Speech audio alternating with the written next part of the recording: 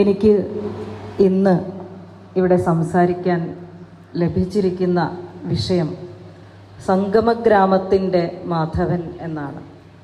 കുറച്ച് നാളുകളായി ഒരു പരിചിതമായ ഒരു പേരായിരിക്കും പലർക്കും സംഗമഗ്രാമ മാധവൻ്റേത് എന്ന് തോന്നുന്നു.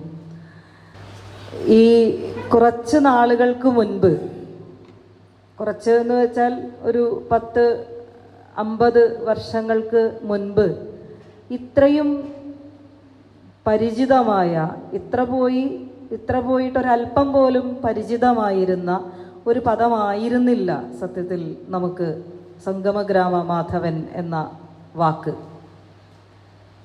ഇന്നും മലയാളി മാത്രമല്ല, ഇരിങ്ങാലക്കുടക്കാർ പ്രത്യേകിച്ചും ആ പേര് തെറ്റാതെ ഉച്ചരിക്കാൻ പഠിച്ചു കഴിഞ്ഞിട്ടില്ല എന്നുള്ളതാണ് ദയനീയമായ ഒരു വസ്തുത. എവിടെയെങ്കിലും തെറ്റിക്കും. സംഗ്രാമമാധവൻ, സംഗമമാധവൻ, ഗ്രാമമാധവൻ, അങ്ങനെ പല പല പല പേരുകളിലാണ് ഇന്നും നമ്മളിങ്ങനെ ഉറപ്പിച്ച് പറയാൻ നമുക്ക് കഴിഞ്ഞിട്ടില്ല.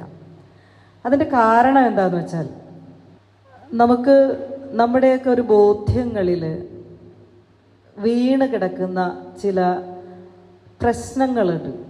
നമ്മളിങ്ങനെ അതാണ് എന്ന് കരുതി ഇന്നും നമ്മൾ നേരത്തെ ഇപ്പോൾ ഇവിടെ വളരെ യാദൃശ്ചികമായിട്ടാണെങ്കിലും ഇവിടെ പറഞ്ഞു പോയ ഒരു വാക്ക്, ന്യൂട്ടനോടൊപ്പം തലപ്പൊക്കം എന്ന ഒരു വാക്ക്. ഞാൻ ഈ ന്യൂട്ടനെ കുറിച്ച് ആരെങ്കിലും എന്തെങ്കിലും പറയുമ്പോഴേക്കും ഇങ്ങനെ പെട്ടെന്നിങ്ങനെ സമനില കൈവിട്ടു പോകുന്ന ഒരാളാണ്. കാരണം ന്യൂട്ടൻ, മാധവൻ എന്ന 2 വ്യക്തികൾ എന്താണ് ഗണിത ലോകത്തിന് നൽകിയ സംഭാവനകൾ, അവരെങ്ങനെയാണ് അത് പകർന്നു കൊടുത്തത് എന്നറിയുന്ന സമയത്ത് മാധവൻ എന്ന പേരിനോട് ചേർത്ത് ന്യൂട്ടൻ എന്ന പേര് ഒപ്പം പോലും പറയാൻ പാടില്ലാത്തതാണ് എന്നാണ് ഞാൻ വിശ്വസിക്കുന്നത്. കാരണം ന്യൂട്ടനൊക്കെ എഴുതി പഠിക്കാൻ പേനയും കടലാസും ഒക്കെ കയ്യിലെടുക്കുന്നതിനേക്കാളും 200ഓളം വർഷങ്ങൾക്ക് മുൻപ് അദ്ദേഹവും അദ്ദേഹത്തിൻ്റെ മുൻഗാമികളും പിൻഗാമികളും പറഞ്ഞു വെച്ചു എന്ന് നമ്മൾ ഇന്ന് പാഠപുസ്തകങ്ങളിൽ പഠിച്ചുകൊണ്ടിരിക്കുന്ന സിദ്ധാന്തങ്ങളൊക്കെ നമ്മളീ പറയുന്നയാൾ ഓലയിൽ എഴുതി വെച്ചിട്ടുണ്ട്. വളരെ ലളിതമായിട്ട് പറയുകയാണെങ്കിൽ, എന്താണ് ഇങ്ങനെയൊരു ദുരന്തം നമുക്ക് സംഭവിച്ചത് എന്ന് ലളിതമായി ഒന്ന് അന്വേഷിച്ച് നോക്കുകയാണെങ്കിൽ ഒരു ചെറിയ ഒരു ഉദാഹരണം പറയാം. ഞാൻ കോളേജിലൊരു മത്സരം നടത്താറുണ്ട്. രസമായിട്ട് വെറുതെ ഒരു കൗതുകത്തിൻ്റെ പുറത്ത് നടത്തി വന്നൊരു മത്സരമാണ്. 2003 അത് ആദ്യം തുടങ്ങിയത്. ആ കാലത്തൊക്കെ നമ്മളിങ്ങനെ പത്രങ്ങളൊക്കെ വായിച്ച് നമ്മുടെ ഓണമൊക്കെ ദേ പോകുന്നേ എന്നൊക്കെ പറഞ്ഞ് വിലപിച്ചിരിക്കുന്ന സമയത്ത് വരവ് പൂക്കളുടെ ആധിക്യമൊക്കെ ഇങ്ങനെ കൂടി വരുന്നതിനെക്കുറിച്ച്, നമ്മൾ നഷ്ടപ്പെട്ടു പോകുന്ന ഗൃഹാതുരത്വത്തെക്കുറിച്ചൊക്കെ വേവലാതിപ്പെടുന്നതിൻ്റെയൊക്കെ ബാക്കിയായിട്ടൊക്കെ തന്നെയാണ് ഒരു മത്സരം തുടങ്ങി വെച്ചു.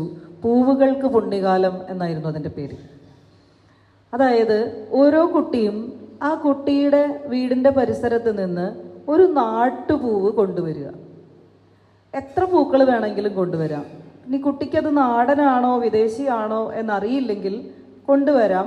നമ്മളിവിടുന്ന് ബോട്ടണി ഡിപ്പാർട്ട്മെൻറ്റിൻ്റെ സഹായത്തോടു കൂടി അത് ജഡ്ജ് ചെയ്ത് എത്ര വെറൈറ്റി പൂക്കൾ ഒരാൾ കൊണ്ടുവന്നു എന്നുള്ളതാണ് നമ്മുടെ മത്സരത്തിൻ്റെ അടിസ്ഥാനം. ഏറ്റവും കൂടുതൽ പൂക്കൾ കൊണ്ടുവരുന്ന ആൾക്ക് സമ്മാനം. 2003 നടത്തിയ സമയത്ത് അതൊരു വലിയ ആവേശത്തോടു കൂടി കുട്ടികൾ ഏറ്റെടുത്തു. പിന്നെ ഈ കഴിഞ്ഞ ഓണത്തിന് വരെയും, കൊറോണയുടെ ഒരു വർഷം ഞങ്ങൾ ഓൺലൈനായിട്ട് നടത്തിയതൊഴികെ എല്ലാ വർഷവും നമ്മൾ നേരിട്ട് കോളേജിൽ ഈ മത്സരം നടത്താറുണ്ട്. അതിലൊക്കെ കണ്ടിട്ടുള്ള ഏറ്റവും വലിയൊരു, എന്നെ കണ്ണു തുറപ്പിച്ച ഒരു മത്സരമായിരുന്നു അത്. ബോട്ടണി ആദ്യമൊക്കെ ഞാൻ തന്നെയാണ് പൂവൊക്കെ നമ്മളിങ്ങനെ കുട്ടികളൊക്കെ കൊണ്ടുവരുന്ന സമയത്ത് എനിക്ക് ഭയങ്കര ഒരു അഹങ്കാരമായിരുന്നു. എനിക്കാണ് ഇതൊക്കെ അറിയുന്ന ആള്. നാടൻ പൂക്കളൊക്കെ ഒരു മലയാളം ടീച്ചർ എന്ന നിലയിൽ എനിക്ക് കണ്ടാൽ മനസ്സിലാവും ഈ ഫിസിക്സും കെമിസ്ട്രിയും ഒന്നും പഠിക്കുന്ന കുട്ടികൾക്കൊന്നും പൂക്കളെ പറ്റിയൊന്നും ധാരണയൊന്നും ഉണ്ടാവില്ല എന്ന ആ ഒരു മുൻവിധി, ഒരു ടീച്ചറുടെ ആ ഒരു പഴയ ഒരു മുൻവിധി എൻ്റെ ഉള്ളിലും കിടക്കുന്നുണ്ടായിരുന്നു. ആദ്യത്തെ ഒരു വർഷമൊക്കെ ഞാൻ തന്നെ ചില നീക്കങ്ങളൊക്കെ ജഡ്ജ്മെൻറ്റിൻ്റെ കാര്യത്തിൽ നടത്തി. പക്ഷേ പിന്നത്തെ വർഷം വന്നപ്പോഴേക്കും പൂക്കളുടെ എണ്ണം കൂടി. എനിക്കത് വിലയിരുത്താൻ പറ്റാത്തൊരു സാഹചര്യം വന്നു. അപ്പം ഞാൻ ബോട്ടണി ഡിപ്പാർട്ട്മെൻറ്റിൻ്റെ സഹായം തേടി. ഇന്നും അത് ബോട്ടണി ഡിപ്പാർട്ട്മെൻറ്റിലെ ടീച്ചേഴ്സാണ് അതിൽ ജഡ്ജസ് ആയിട്ട് വരുന്നത്. കാരണം പല പൂക്കളും കണ്ടിട്ട് പോലും ഇല്ലാത്ത പൂക്കളാണ്. പുല്ലിൻ്റെ തന്നെ എത്ര വെറൈറ്റി പൂക്കളാണ്. ഒരു വർഷം 400-425 വെറൈറ്റി പൂക്കൾ ഇവിടെ കുട്ടികൾ ഒരു സ്ഥലത്ത് കൊണ്ടുവന്ന് ഡിസ്പ്ലേ ചെയ്യുന്നുണ്ട്. അപ്പോൾ ഈ ബോട്ടണി ഡിപ്പാർട്ട്മെൻറ്റിലെ ടീച്ചേഴ്സ് ഒരു കോലുമായിട്ട് വരും. കാരണം ഈ ഒരു സ്റ്റേജിൻ്റെ ഒരു പകുതിയോളം ഒരു ക്ലാസ്സിൻ്റെ നിരത്തി വെക്കാൻ വേണം. അപ്പോൾ ഇവരിവിടുന്ന് അവിടെ വരെ എത്തില്ല. അപ്പോൾ ഒരു നീളൻ കോലെടുത്തിട്ട് നാടനല്ലാത്തതൊക്കെ ഇങ്ങനെ ഒന്ന് തോണ്ടിക്കളയും. എന്നിട്ട് ഇതിൽ നാടനായിട്ടുള്ളതൊക്കെ എണ്ണം എടുത്തങ്ങ് പോവും. അപ്പോൾ ഈ എടുത്ത് കളയുന്ന പൂക്കൾ കണ്ടപ്പോഴാണ് ഞാൻ ഞെട്ടിപ്പോയത്. ഞാൻ നോക്കുമ്പോൾ തൊട്ടാവാടി തെറിച്ചു പോകുന്നു, വാഗപ്പൂ തെറിച്ചു പോകുന്നു. ഞാനൊക്കെ അതിന് മുൻപ് മാർക്കറ്റ് കൊടുത്തതൊക്കെ ഇങ്ങനെ പോയിക്കൊണ്ടിരിക്കുകയാണ്. അപ്പം ഞാൻ ചോദിച്ചു, ഇതൊന്നും നമ്മുടെയല്ലേ? അതെന്താ നിങ്ങൾ അതെടുത്ത് കളയുന്നത്? അത് വെള്ളില വരെ എടുത്ത് കളഞ്ഞു. അത് നമ്മുടേതല്ല, തൊട്ടാവാടി നമ്മുടേതല്ല എന്ന് പറയുന്നത് എനിക്ക് ഉൾക്കൊള്ളാൻ അത്രയ്ക്ക് അങ്ങ്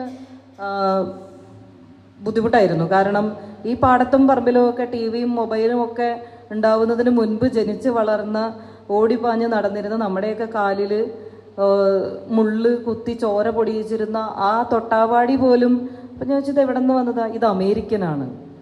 ഇത്രയും ഇമ്പോർട്ടഡ് ആയിട്ടുള്ള തൊട്ടാവാടിയായിരുന്നോ നമ്മളെയൊക്കെ അന്ന് ബാല്യത്തിൽ വേദനിപ്പിച്ചിരുന്നത് എന്ന് ഞാനിങ്ങനെ അതിശയിച്ചിട്ടുണ്ടായിരുന്നു. പക്ഷെ എനിക്കതിനകത്ത് അഹങ്കരിക്കാനല്ല തോന്നിയത്, എവിടെയോ എന്തോ ചില പ്രശ്നങ്ങളുണ്ടല്ലോ എന്ന് തോന്നാൻ തന്നെയാണ്. ഞാൻ അതിൽ നിന്ന് കുറച്ച് പൂക്കൾ മാത്രം എടുത്തു.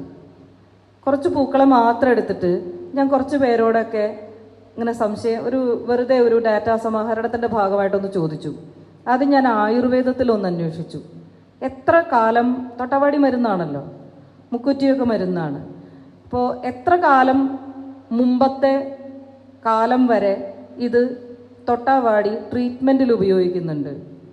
അപ്പോൾ അവർക്കത് ഓർമ്മ പോലും ഇല്ല. അതൊക്കെ കാലങ്ങളായി അത് ഓരോ മരുന്നിൻ്റെയും ഒരു 10-20 പൂക്കളാണ് ഞാൻ എടുത്ത് ഇങ്ങനെ വെച്ചത്. കാലങ്ങളായി അത് മരുന്നിൻ്റെ ഭാഗമാണ്. പിന്നെ ആചാരങ്ങളിലൊന്ന് നോക്കി.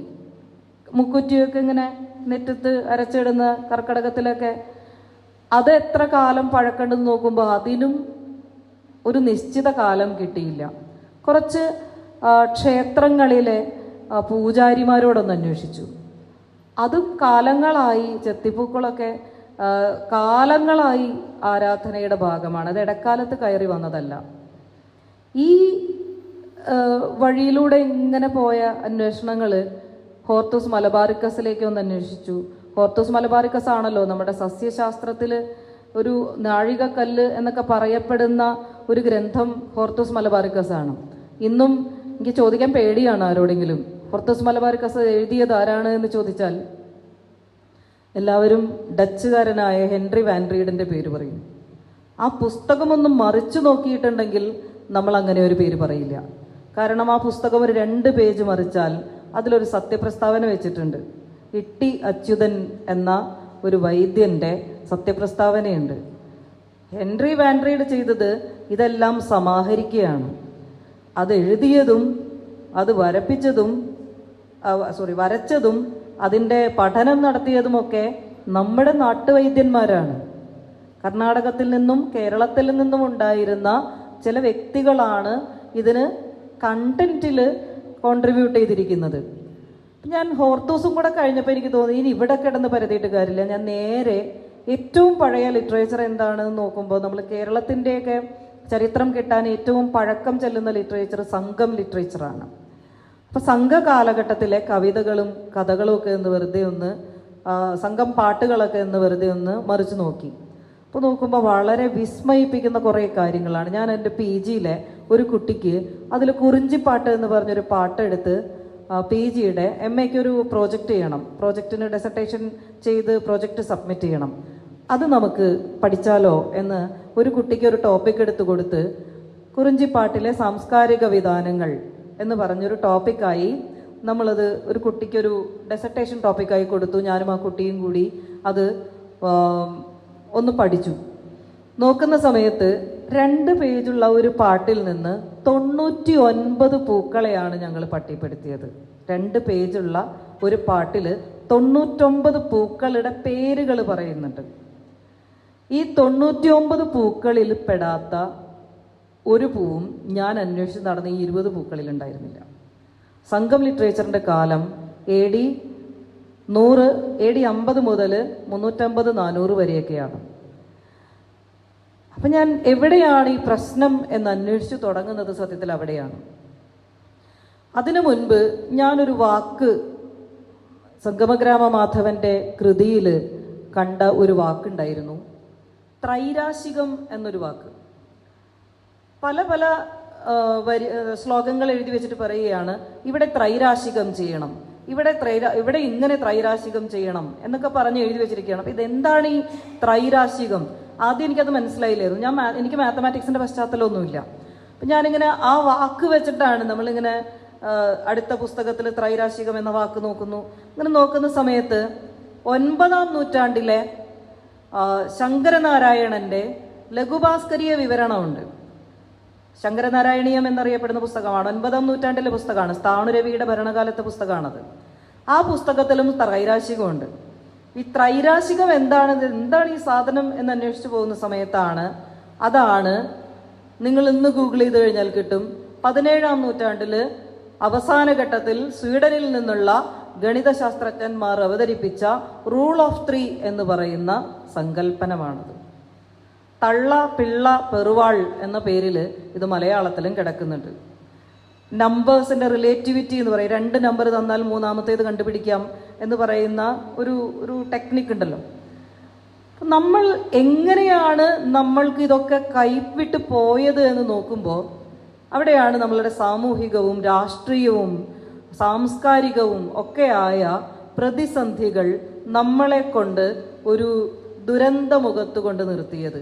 നമ്മൾ പഠിക്കുന്ന ടെക്സ്റ്റ് ബുക്കുകൾ മുഴുവനും നേരത്തെ പറഞ്ഞ ന്യൂട്ടനെ കുറിച്ചുള്ള വാഴ്ത്തുപാട്ടുകളോ അല്ലെങ്കിൽ ഒരു ലെബനിസിനെ കുറിച്ചോ അല്ലെങ്കിൽ ഡാർവിനെ കുറിച്ചോ, ഇന്നും ഡാർവിൻ്റെ അപ്രമാദിത്വം തെളിയിക്കാൻ നമുക്ക് കഴിഞ്ഞിട്ടില്ല.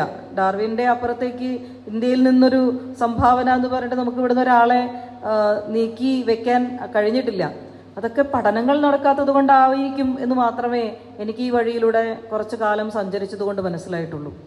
അപ്പോൾ ഈ ഒരു ദുരന്ത മുഖത്ത് നമ്മൾ നിൽക്കുന്നതിൻ്റെ കാരണം നമ്മൾ പഠിച്ചു വന്ന ടെക്സ്റ്റ് ബുക്കുകൾക്ക് കൊളോണിയൽ അടിമത്തത്തിൻ്റെ ഒരു മനോഭാവം ഉണ്ടായിരുന്നു എന്നുള്ളതാണ്. ഇന്നും സംഗമഗ്രാമ മാധവനെ ഞാൻ തന്നെ പേഴ്സണലി സംഗമഗ്രാമ മാധവനെ കുറിച്ച് ഉറക്കെ പറയാൻ തുടങ്ങിയിട്ട് 23 വർഷത്തോളമായി. ആരും ഈ പറഞ്ഞ പേര് എന്തോ ഒരു ഇന്ത്യൻ പേരാണല്ലോ. നമ്മളിങ്ങനെ ഒരു ശാസ്ത്രജ്ഞൻ എന്നൊക്കെ പറയുമ്പോൾ നമുക്ക് വേറൊരു ഫോർമാറ്റ് ഉണ്ട്. ഒരു ശാസ്ത്രജ്ഞൻ എന്നൊക്കെ പറയുമ്പോൾ കയ്യിൽ കുറച്ച് എക്യുപ്മെന്റ്സ് ഒക്കെ വേണം, അങ്ങനെ കുറച്ച് സാധന സാമഗ്രികളൊക്കെ വേണം. ചുരുങ്ങിയ പക്ഷെ ഒരു മൈക്രോസ്കോപ്പെങ്കിലും വേണം അല്ലേ? അന്നും അല്ലെങ്കിൽ ഒരു ബ്യൂററ്റോ പിപ്പറ്റോ ഒന്നുമില്ലെങ്കിൽ ഒരു ലെൻസെങ്കിലും ഇല്ലാത്ത ഒരാൾ എങ്ങനെയാണ് ഒരു ശാസ്ത്രജ്ഞൻ എന്നൊക്കെ വിളിക്കുക? അപ്പം ഈ ശാസ്ത്രജ്ഞൻ എന്ന വാക്കിൻ്റെ അർത്ഥം എന്ന പോലും നമുക്കിന്ന് വേറെയാണ്. നമ്മളിന്ന് സയൻസ് എന്ന വാക്കിൻ്റെ അർത്ഥം ഇന്ന് വേറെയാണ്. കുറേ സയൻസിനെ പ്രൊമോട്ട് ചെയ്യുന്ന കുറേ ഓർഗനൈസേഷൻസ് നമുക്കിന്നുണ്ട്. എനിക്ക് പലപ്പോഴും ചിരി വരാറുണ്ട്. അവരോടൊക്കെ സംസാരിക്കുന്ന സമയത്ത് എന്നെ ഒരുപാട് പേര് ഉപദേശിക്കാനായിട്ട് ഇങ്ങനെ വിളിക്കാറുണ്ട്. ടീച്ചർ ഇങ്ങനെ പറയുമ്പോൾ ടീച്ചർ വിമർശിക്കപ്പെടും. ശാസ്ത്രബോധമില്ലാത്ത അല്ലെങ്കിൽ ശാസ്ത്രത്തിൻ്റെ അടിത്തറയില്ലാത്ത ഒരു വഴിയിലൂടെ ഇതിനെ വലിച്ചു കൊണ്ടുപോയാൽ ടീച്ചർ വിമർശിക്കപ്പെടും. ടീച്ചർ വെറുതെ ആവശ്യമില്ലാതെ വെറുതെ ഒരു സംഖ്യയുടെ ചാപ്പയൊക്കെ കുത്തി എന്തിനാണ് ടീച്ചറെ ആവശ്യമില്ലാത്തൊരു വഴിക്കൊക്കെ പോകുന്നത്? ഇങ്ങനെ വളരെ സ്നേഹപൂർവ്വം എന്നെ പലരും ഉപദേശിക്കാറുണ്ട്.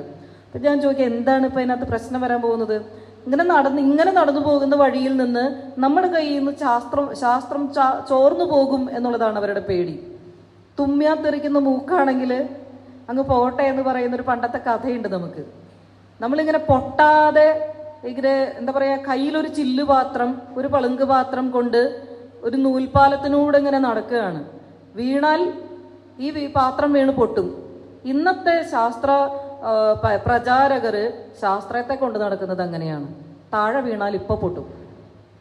കാരണം എന്തെങ്കിലും ഒരു പ്രശ്നം വന്നാൽ അയ്യോ അത് ശാസ്ത്രത്തിനെതിരാണ്. ഞാനൊരു ലേഖനം എഴുതി,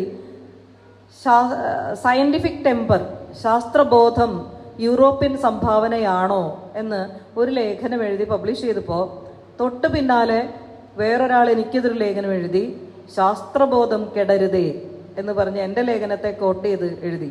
കാരണം ശാസ്ത്രത്തെ ഡിഫൈൻ ചെയ്ത് വെച്ചിരിക്കുന്നതനുസരിച്ച് ഞാൻ തെളിവ് ഉന്നയിക്കുന്ന കാര്യങ്ങളെ ഉൾക്കൊള്ളാൻ കുറച്ച് ബുദ്ധിമുട്ടുകളുണ്ട് എന്നുള്ളതാണ്. ഏറ്റവും റീസെൻ്റായിട്ട് ഞാനിത് പറയുമ്പോൾ പ്രത്യേകിച്ച് യോഗക്ഷേമ സഭയുടെ സമുദായ ഒരു ചട്ടക്കൂടിനുള്ളിലാണ് ഞാൻ നിൽക്കുന്നത് എന്ന് എനിക്കറിയാം. പറയുമ്പോൾ നിങ്ങൾ ഞാനത് എൻ്റെ വാക്കല്ല, ഞാൻ എടുത്തു പറയുമ്പോൾ നിങ്ങൾ എന്നോട് അതിനകത്ത് ഒരു പരിഭവിക്കരുത് എന്നുള്ള ഒരു അഭ്യർത്ഥന കൂടി വെച്ചിട്ടാണ് ഞാൻ പറയുന്നത്. ജെ രഘു എന്ന് പറഞ്ഞൊരു ഫിലോസഫർ ഉണ്ട്. അദ്ദേഹത്തിൻ്റെ നാടോ ജാതിയോ മതമോ ഒന്നും എനിക്ക് അറിഞ്ഞുകൂടാ. അദ്ദേഹം 2024 ഭാഷാപോഷണിയിൽ ഒരു ലേഖനം എഴുതിയിട്ടുണ്ട്. അതിനു മുൻപ് ഇന്ത്യൻ എക്സ്പ്രസ്സിൽ ഒരു ഫീച്ചർ, ഞങ്ങളുടെ റിസർച്ചിനെ കുറിച്ചൊരു ഫീച്ചർ വന്നിരുന്നു. Did calculus invented in India എന്ന് ചോദിച്ചൊരു സൺഡേ സപ്ലിമെന്റിൽ ഓൾ ഇന്ത്യ ഒരു ഫീച്ചർ വന്നിരുന്നു. അതിന് തൊട്ട് പിന്നാലെ ഭാഷാപോഷണിയിൽ ഒരു ലേഖനം വന്നു, കാൽക്കുലസ് ഭാരത ഗണിതജ്ഞർ കണ്ടുപിടിച്ചതോ? ഇതാണ് ചോദ്യം. കുറേ ആരെങ്കിലുമൊക്കെ വായിച്ചിട്ടുണ്ടാവാം, ഭാഷാപോഷണിയിൽ വന്നൊരു ലേഖനമാണ്.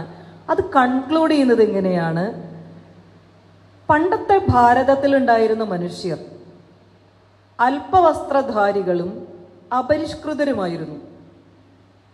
അവർക്കുള്ളിൽ നിന്ന് ഉയർന്ന മാത്തമാറ്റിക്കൽ സമ്മർദ്ദം, വൈജ്ഞാനിക സമ്മർദ്ദം, കൊഗ്നിറ്റീവ് ഡിമാൻഡ് പുറപ്പെടുവിക്കാവുന്ന തിയറങ്ങളൊക്കെ പുറപ്പെടുവിക്കുക എന്ന് പറയുന്നത് അസംഭവ്യമാണ്. ആ പറയുന്ന പാതിവസ്ത്രധാരികളും അല്പവസ്ത്രധാരികളും അപരിഷ്കൃതരുമായിരുന്ന മനുഷ്യരെ ആരായിരുന്നു എന്ന് അദ്ദേഹം മുൻപത്തെ ഭാഗങ്ങളിൽ സൂചിപ്പിക്കുന്നുണ്ട്. അത് കേരളത്തിലെ നമ്പൂതിരിമാരായിരുന്നു. അപ്പോൾ എത്രത്തോളം ഒരാളെ മനസ്സിലാക്കിയിട്ടാണ് വസ്ത്രം കൊണ്ടോ അവരുടെ ജീവിത ശൈലി കൊണ്ടോ ലാളിത്യം കൊണ്ടോ തിരിച്ചറിയാൻ ശ്രമിച്ചിട്ടാണ് നമ്മൾ വലിയ ചിന്തകരും വലിയ നിരീക്ഷണങ്ങൾ അവതരിപ്പിക്കുന്നവരുമാകുന്നത് എന്നുള്ളതാണ് ഒരു ചോദ്യം. ഞാൻ ആ ലേഖനം വന്ന സമയത്ത് എൻ്റെ അടുത്ത് ഒരാൾ അയച്ചു കൊടുത്തിട്ട് പറഞ്ഞു, ഇതിനൊരു മറുപടി ലേഖനം തരാമോ എന്ന് ചോദിച്ചു. ഞാൻ പറഞ്ഞു, ഞാൻ തരില്ല. കാരണം ചില ജീവികളെ നമ്മൾ പ്രതികരിച്ച് വലുതാക്കാൻ പാടില്ല. നമ്മളിങ്ങനെ ചില നിരീക്ഷണങ്ങളെ നമ്മൾ മറുപടി കൊണ്ട് വലുതാക്കേണ്ട കാര്യമില്ല. അവഗണിച്ച് കളയേണ്ട ചില സാധനങ്ങളാണ്. കാരണം അതിനാദ്യം ചരിത്രം പഠിക്കുകയാണ് വേണ്ടത്. നേരത്തെ ഇവിടെ ഉദ്ഘാടന സമ്മേളനത്തിലൊക്കെ പല ആളുകളുടെയും സംഭാഷണത്തിലൂടെ വന്നു, ഏറ്റവും അധികം ഇന്ന് ശത്രുതാ പട്ടികയിൽ മുന്നിൽ നിർത്തിയിട്ടുള്ള ഒരു വിഭാഗമാണ് നമ്മൾ എന്ന ഒരു പദപ്രയോഗം ഞാനിവിടെ ശ്രദ്ധിച്ചു. ഞാനത് ഒരുപാട് മേഖലകളിൽ ഞാനിങ്ങനെ അനുഭവിച്ചിട്ടുള്ള ഒരാൾ കൂടിയാണ്. പലപ്പോഴും പല സ്ഥലങ്ങളിലേക്ക് പോവുകയും ഇങ്ങനൊരു കാര്യം അന്വേഷിക്കുകയും അവരെ പറ്റി പറയുകയും ചെയ്യുന്ന സമയത്ത് ടീച്ചർ അറിഞ്ഞോ അറിയാതെയോ ആ ഒരു ഹെജിമണിയെ സപ്പോർട്ട് ചെയ്യുകയാണ്. ഈ ഒരു ഹെജിമണിയെ ടീച്ചർ പ്രൊമോട്ട് ചെയ്യുകയാണ്. എന്നെ ഒരിക്കൽ എൻ്റെ ഒരു റിസർച്ചുമായി ബന്ധപ്പെട്ട് ഡൽഹിയിൽ പോയി നിൽക്കുന്ന സമയത്ത് മറ്റേ കേന്ദ്രമന്ത്രി അതിനൊരു ചെറിയ ആളുടെ ഈ വിഷയം കേട്ട സമയത്ത് പുള്ളി എക്സൈറ്റഡ് ആയി പോയതാണ്. കാരണം വളരെ യാദൃശ്ചികമായിട്ടാണ് എൻ്റെ മുന്നിലേക്ക് അദ്ദേഹം വന്നു പെട്ടത്. അവിടെ വന്ന സമയത്ത് എന്നോട് റിസർച്ച് ബ്രീഫ് ചെയ്യാൻ പറഞ്ഞു. ഞാൻ എൻ്റെ റിസർച്ച് ബ്രീഫ് ചെയ്തു. ആ കേട്ട സമയത്ത് പുള്ളിയുടെ ഒരു എക്സൈറ്റ്മെൻറ്റ് കൊണ്ട് പുള്ളി ആ സമയത്ത് അവിടെ ഒരു സീനായി. അവിടെ കുറേ ആളുകൾ വന്നു, കുറേ മീഡിയ ഒരുപാട് പേര് വന്നു. വല്ലാത്ത നമ്മളവിടെ വലിയൊരു സ്പേസ് എന്ന് മാധവൻ എന്ന് പറയുന്ന ഒരു പേരിനോട് ചേർന്ന് അവിടെ നടന്നു. അത് വന്നതിൻ്റെ ബാക്കിയിൽ ഇവിടെ ഉണ്ടായിരുന്ന, പ്രത്യേകിച്ച് ഇരിങ്ങാലക്കുടയിൽ ഉണ്ടായിരുന്ന അതിൻ്റെ അനുരണനങ്ങൾ കൊണ്ട് എനിക്ക് 2 ആഴ്ച ലീവ് എടുക്കേണ്ടി വന്നു. കാരണം അത്രമാത്രം എനിക്ക് പ്രതിരോധിക്കാൻ കഴിയാത്ത രീതിയിൽ നമ്മളെ അടിച്ചിടുന്ന അല്ലെങ്കിൽ തകർത്തിടുന്ന ഒരു മനോഭാവം നിങ്ങളത് നേരിട്ട് അനുഭവിക്കുന്നവരാണെന്ന് പറയുമ്പോൾ എനിക്കത് കൂടുതൽ വ്യക്തമാവും. കാരണം ഈ വഴിയിലൂടെ പോകുന്ന എനിക്ക് ഇത്രയും കിട്ടുന്നുവെങ്കിൽ ഉറപ്പായും അതിൻ്റെ എത്രയോ മടങ്ങ് നിങ്ങൾക്ക് കിട്ടുന്നുണ്ടാവും എന്ന് എനിക്കറിയാം. ഏതായാലും ഞാൻ ഈ ഒരു ചെറിയ ഒരു വഴിയിലൂടെ ഞാൻ മാധവനെ കുറിച്ച് എല്ലാവർക്കും അറിയുന്ന ഒരു ഒരു യോഗമാവില്ല ഇത് എന്ന് എൻ്റെ അടുത്ത് ശ്രീ കേശവൻ സംസാരിച്ചതനുസരിച്ച് ഞാൻ അതേക്കുറിച്ച് മാത്രം വെറുതെ ജസ്റ്റ് ഒന്ന് ബ്രീഫ് ചെയ്ത് പോവാം. ആരായിരുന്നു മാധവൻ എന്നുള്ളത് നമ്മളിന്ന് അന്വേഷിക്കുന്ന സമയത്ത് സാധാരണ പൊതുവായി പറയുന്നത് ഇങ്ങനെയാണ്. ഇതിനകത്ത് മാത്തമാറ്റിക്സ് പഠിച്ചവരുണ്ടോ എന്ന് എനിക്ക് അറിഞ്ഞുകൂടാ. ഞാൻ ഏതായാലും മാത്തമാറ്റിക്സ് ആയിട്ടൊന്നും അറിയുന്ന ഒരാളല്ല കേട്ടോ. എങ്കിലും ഞാൻ മനസ്സിലാക്കിയതനുസരിച്ച് പരിമിത ശ്രേണിയിൽ നിന്ന്, ഫൈനൈറ്റ് സീരീസിൽ നിന്ന് അപരിമിത ശ്രേണിയിലേക്ക് ഗണിത സിദ്ധാന്തങ്ങളെ മാറ്റി അവതരിപ്പിക്കുന്നത് മാധവനാണ്. അതായത് ഒരു കണിക, അനന്ത സൂക്ഷ്മം എന്ന് പറയുന്ന ഒരു സങ്കല്പനം അവതരിപ്പിക്കുന്നത് മാധവന്റെ പുസ്തകങ്ങളിലൂടെയാണ്. അതുപോലെ പൈയുടെ വാല്യൂ, പൈ നമ്മളെല്ലാവർക്കും ഒരു പക്ഷേ പരിചിതമായ ഒരു സാധനം പൈ ആയിരിക്കും. പൈയുടെ വാല്യൂ 11 ദശാംശങ്ങളിൽ ഉറപ്പിക്കുന്നത് മാധവന്റെ സിദ്ധാന്തങ്ങളാണ്. നമ്മൾ ഇന്ന് ഉപയോഗിക്കുന്ന സൈൻ കൊസൈൻ സീരീസ് മാധവന്റെ കാൽക്കുലേഷൻസിനെ ബേസിസ് ആയിട്ട് നമ്മൾ ഇന്ന് ആധുനിക തലത്തിലേക്ക് മാറ്റിയെടുത്തിരിക്കുന്നതാണ്. അതുപോലെ ട്രിഗണോമെട്രി, മാത്തമാറ്റിക്സിലെ അടിസ്ഥാനം എന്ന് പറയാവുന്ന നിരവധി മേഖലകൾക്ക് കൃത്യമായ ഒരു ചട്ടക്കൂട് നിർദ്ദേശിക്കുന്നത് മാധവന്റെ സിദ്ധാന്തങ്ങളാണ്. അതുമാത്രവുമല്ല, ഈ സിദ്ധാന്തങ്ങളെല്ലാം കൂടെ സമാഹരിച്ചതാണ് ഭാരതത്തിൻ്റെ കാൽക്കുലസ് എന്ന് പറയുന്ന സങ്കല്പം. നമ്മളിന്ന് പറയും ലോകത്തിലെ ആദ്യത്തെ കാൽക്കുലസിനെ കുറിച്ചുള്ള ടെക്സ്റ്റ് അത് യുക്തിഭാഷയാണെന്നാണ് പറയുക. യുക്തിഭാഷ, ജ്യേഷ്ഠദേവന്റെ യുക്തിഭാഷയാണ് ലോകത്തിലെ ആദ്യത്തെ കാൽക്കുലസ് ടെക്സ്റ്റ്. യുക്തിഭാഷ ഇന്ന് ഒരുപാട് കൊണ്ടാടപ്പെട്ടിട്ടുള്ള ഒരു പുസ്തകമാണ്. പക്ഷെ യുക്തിഭാഷ എടുത്ത് വായിച്ചു നോക്കുന്ന സമയത്ത് അത് മലയാളത്തിൽ എഴുതപ്പെട്ട പുസ്തകമാണ്. യുക്തിഭാഷ എടുത്ത് വായിച്ചു നോക്കുന്ന സമയത്ത് നമുക്കൊരു കാര്യം മനസ്സിലാവും, അതൊരു മൗലിക കൃതിയേയല്ല. യുക്തിഭാഷാകാരൻ നിരവധി കൃതികളിൽ നിന്ന്, നിരവധി കർത്താക്കന്മാരിൽ നിന്ന് എസൻസ് മുഴുവനും എടുത്ത് അദ്ദേഹത്തിൻ്റെ സ്റ്റുഡൻസിന് വേണ്ടി ഒരു ഗൈഡ് തയ്യാറാക്കി. എങ്ങനെ സിംപ്ലിഫൈ ചെയ്ത്, ഒരു നീറ്റ് കോച്ചിങ്ങിനൊക്കെ നമ്മളിങ്ങനെ ഗൈഡ് ഇറക്കില്ലേ, അതുപോലെ ഒരു സിംപ്ലിഫൈ ചെയ്ത് ഒരു ടെക്സ്റ്റ് ബുക്ക്, ഒരു ഹാൻഡ് ബുക്ക് തയ്യാറാക്കിയതാണ് യുക്തിഭാഷ. അപ്പം നമ്മളിന്ന് എല്ലാവരും കൂടി യുക്തിഭാഷ, അതാണ് ഏറ്റവും കൂടുതൽ ഈ ഒരു ഗണിത സരണി ഇന്ന് എതിർക്കപ്പെടാനുള്ള ഒരു കാരണം അതാണ്. കാരണം മാധവന്റെ കൃതികളെ വായിച്ചിട്ട് നമുക്കിന്നും മനസ്സിലായിട്ടില്ല. നമുക്കിന്നും അതിനകത്ത് ഗവേഷണം ചെയ്യുന്നവർക്ക് പോലും അതിനകത്ത് ഇറങ്ങിച്ചെല്ലാൻ കഴിയുന്നില്ല. അത്രയും ഡീപ്പർ ലെവലിലുള്ള മാത്തമാറ്റിക്സ് കൈകാര്യം ചെയ്യുന്നത് കൊണ്ട് തന്നെ യുക്തിഭാഷയെയാണ് എല്ലാവരും എടുത്ത് പഠിക്കുകയും പറയുകയും ചെയ്യാം. അങ്ങനെ വരുന്ന സമയത്ത് പലപ്പോഴും നമുക്ക് യുക്തിഭാഷയിലുള്ളത് ഫണ്ടമെന്റൽ ആയിട്ടുള്ള മാത്തമാറ്റിക്സ് ആയതുകൊണ്ട് തന്നെ ഇത്രയേ ഉള്ളൂ, കൂട്ടാനും കുറയ്ക്കാനും കിഴിക്കാനും ഒക്കെയുള്ള എന്തോ സൂത്രപ്പണികൾ, ഇങ്ങനെയാണ് പറഞ്ഞൊഴിക്കാറുള്ളത്. എന്നാൽ മാധവന്റെ വേണുവാരോഹം എന്ന് പറയുന്ന ഒരു കൃതി, വേണുവാരോഹത്തിലാണ് മാധവൻ അതിൻ്റെ ആമുഖം, വേണുവാരോഹ പട്ടിക എന്ന് പറയുന്ന ഒരു പട്ടിക അവതരിപ്പിക്കാനാണ് മാധവൻ ഈ പുസ്തകം എഴുതിയിട്ടുള്ളത് എന്ന് അതിൻ്റെ കൃതിയിൽ തന്നെ പറയുന്നുണ്ട്.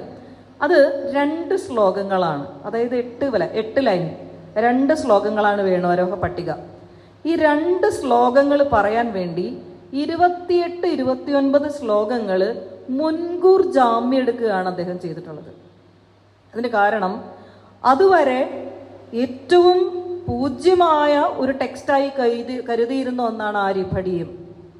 ആര്യഭടീയത്തിന് കേരളത്തിൽ തന്നെ 32ലധികം മലയാള വ്യാഖ്യാനങ്ങൾ തന്നെ ഉണ്ടായിട്ടുണ്ട്. ആര്യഭടീയത്തിന്റെ 100 കണക്കിന് വ്യാഖ്യാനങ്ങളുണ്ട്. അതിൽ 32 കേരളത്തിൽ നിന്ന് മാത്രമാണ്, മലയാളത്തിലാണ് കിടക്കുന്നത്. കേരളത്തിൽ അത്രയും പ്രചാരമുണ്ടായിരുന്ന ഒരു ഗ്രന്ഥമാണത്. ആര്യഭടീയത്തെ തിരുത്തുക എന്ന് പറഞ്ഞാൽ ആരും സമ്മതിക്കില്ല.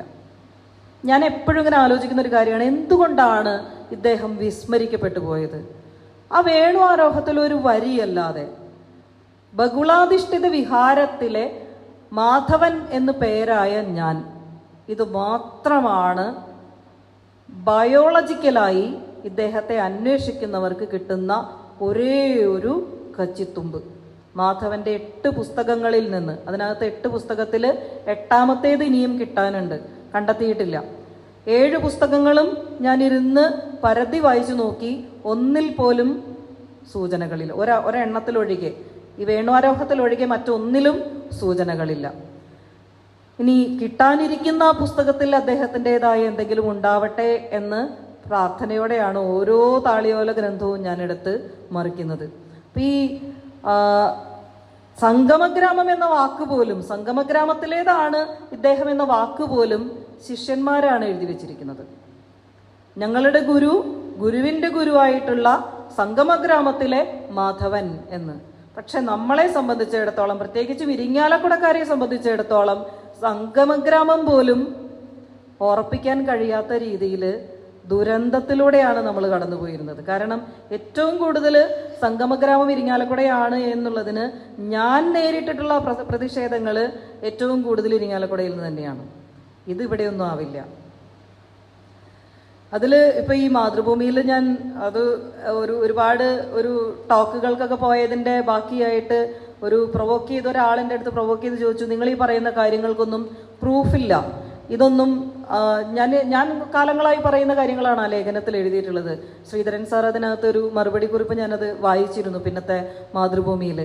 ഇത് എഴുതി വിടുന്ന സമയത്ത് അതിനെക്കുറിച്ച് തന്നെ ആ പിന്നാലെ വരുന്ന മാതൃഭൂമിയിൽ തന്നെ വലിയ വിമർശനങ്ങളുണ്ട്. എന്തിനാണ് ഇത്രയും വാദങ്ങൾ, എന്തിനാണ് ഈ ദേശത്തിന് പിറകെ, ഇതൊക്കെ വ്യർത്ഥമായ വാദങ്ങളാണ്. മറ്റൊരു ലേഖനം പറയുന്നതനുസരിച്ച് ഈ ഒരു പ്രശ്നം, ഇങ്ങനൊരു പ്രശ്നമേ ഇല്ല എന്നും, സംഗമഗ്രാമമാണോ കൂടല്ലൂരാണോ മാധവന്റെ ഇല്ലം എന്നൊരു പ്രശ്നമേ ഇല്ല എന്നും, ഞാനൊരു വെറുതെ ഒരു പ്രശ്നം സൃഷ്ടിച്ച് ഞാൻ തന്നെ അത് സൊല്യൂഷൻ കണ്ടെത്തി ഞാനത് അങ്ങനെ ഒരു ലേഖനമായി പ്രസിദ്ധീകരിച്ചത് എനിക്കെന്തോ വ്യക്തിപരമായ ലാഭത്തിനാണ് എന്നും ഒക്കെയുള്ള നിരവധി വിമർശനങ്ങളും ഞാൻ പിന്നീട് വന്ന പതിപ്പുകളിൽ കണ്ടു.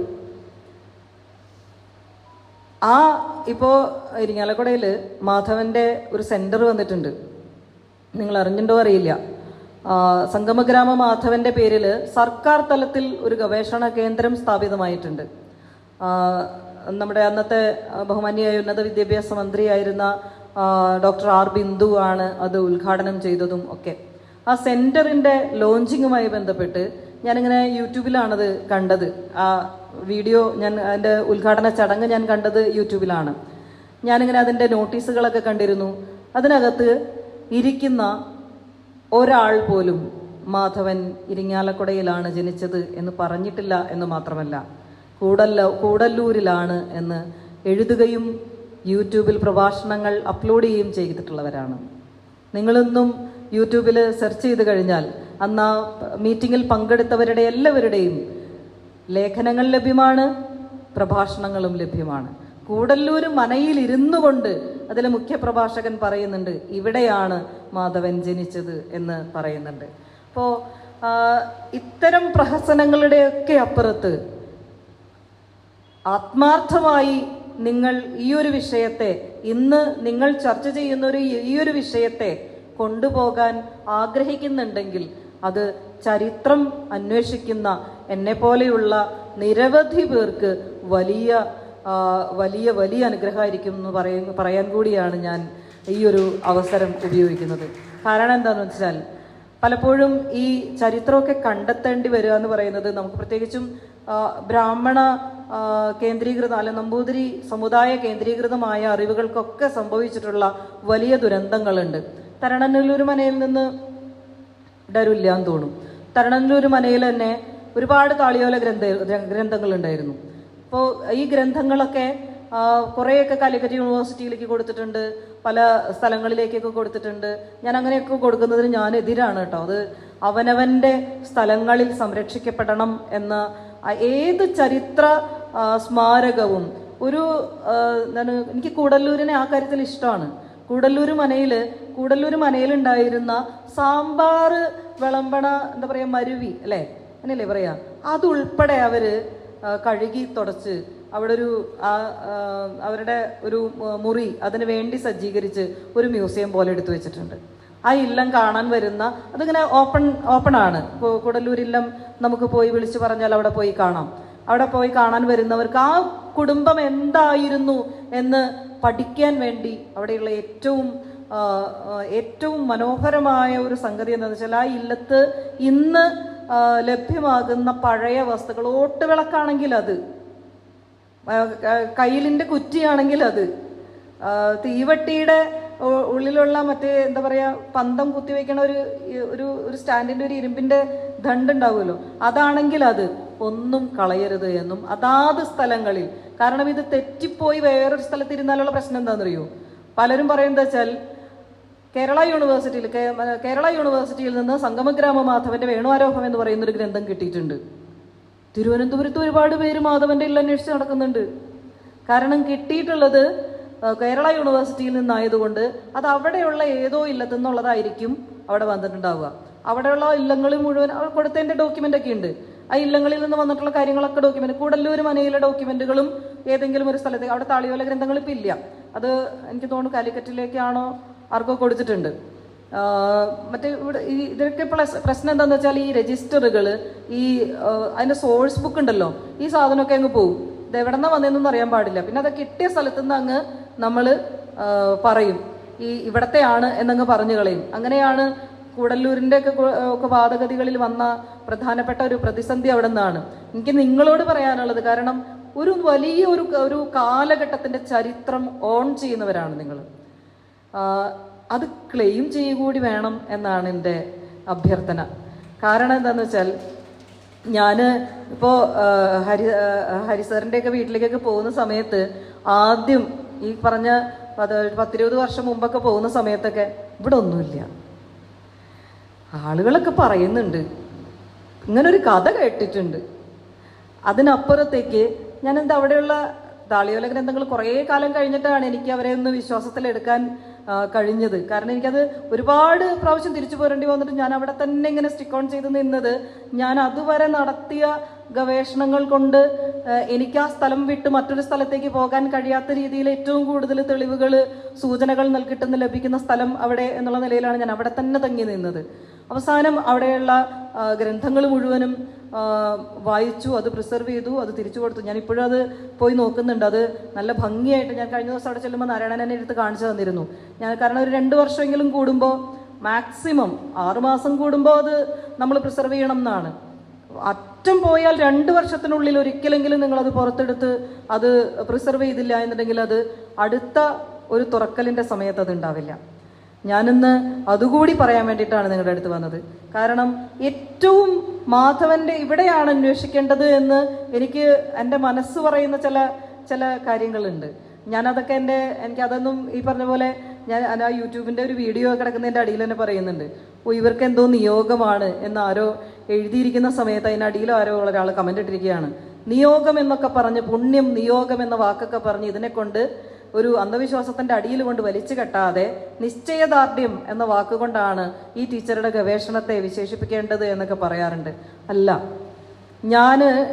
എനിക്ക് നേരിട്ട് പറയാനുള്ള ഒരു കാര്യം എന്താ വെച്ചാൽ, ഞാൻ ആയിരക്കണക്കിന് ഗ്രന്ഥങ്ങൾ എൻ്റെ കയ്യിലൂടെ കടന്നു പോയിട്ടുണ്ട്. ഞാനിതൊക്കെ വായിച്ചു പോകുന്ന സമയത്ത് ഇത് മുഴുവനും പ്രിസർവ് ചെയ്യാൻ എനിക്ക് കഴിഞ്ഞിട്ടില്ല. ഇപ്പോഴും എൻ്റെ വലിയൊരു കുറ്റബോധമാണ്. കാരണം അതിൻ്റെ പ്രിസർവേഷൻ ഒത്തിരി കോസ്റ്റ്ലി ആയിട്ടുള്ളൊരു സംഭവമാണ്. പിന്നെ അത് മാത്രമല്ല, സ്കിൽഡ് ആയിരിക്കുകയും വേണം. ഇപ്പോൾ ഗുരുവായൂർ ദിവസമൊക്കെ ഒരു ഇൻറ്റേൺഷിപ്പിൻ്റെ ഭാഗമായിട്ടൊക്കെ ചെയ്യിച്ച് അത് നശിച്ചു പോയി വല്ലാത്തൊരു ഘട്ടത്തിലിരിക്കുന്നുണ്ട്. പ്രത്യേകിച്ചും വേണുവാരോഹത്തിൻ്റെ തന്നെ കോപ്പി അവിടെ ഇരിക്കുന്നുണ്ട്. ആര്യപടിയും വേണുവാരോഹവും അവിടെ ഇരുന്ന് ചെതലരിച്ചുകൊണ്ടിരിക്കുന്നുണ്ട്. എന്താ പറയുക, നമ്മളിങ്ങനെ നോക്കുന്ന സമയത്ത് ഞാനിങ്ങനെ ഗണിതം മാത്രം ഫോക്കസ് ചെയ്ത് പോവുകയാണ്. ബാക്കിയുള്ളത് ആയുർവേദമാണെന്ന് കണ്ടാൽ ഞാൻ അപ്പം തന്നെ തിരിച്ചു കെട്ടി അവിടെ വെച്ചു. രാമായണോ അല്ലെങ്കിൽ ലിറ്ററേച്ചർ ആണെന്ന് കണ്ടാൽ ഞാൻ അതും അങ്ങ് മാറ്റിവെക്കും. ജ്യോതിശാസ്ത്രമോ ഗണിതമോ മാത്രമാണ് ഞാൻ തുറന്ന് പ്രിസർവ് ചെയ്ത് വായിച്ചു പോയിട്ടുള്ളൂ. ഞാൻ മാറ്റിവെച്ചിട്ടുള്ള ഗ്രന്ഥങ്ങളുടെ അതാണ് കൂടുതൽ. എനിക്കിപ്പോഴും എൻ്റെ ഉള്ളിലൊരു നെഞ്ചിലൊരു പൊള്ളലുണ്ട്. കാരണം ഞാൻ അതിൻ്റെ ഉള്ളിൽ കാണുന്ന ചില കാഴ്ചകളുണ്ട്. നമ്മളിങ്ങനെ നിവർന്ന് നിൽക്കുന്ന ചില കാഴ്ചകളുണ്ട്. ഭാരതം ഇങ്ങനെ തല ഉയർത്തി നിൽക്കുന്ന കാഴ്ചകളുണ്ട്.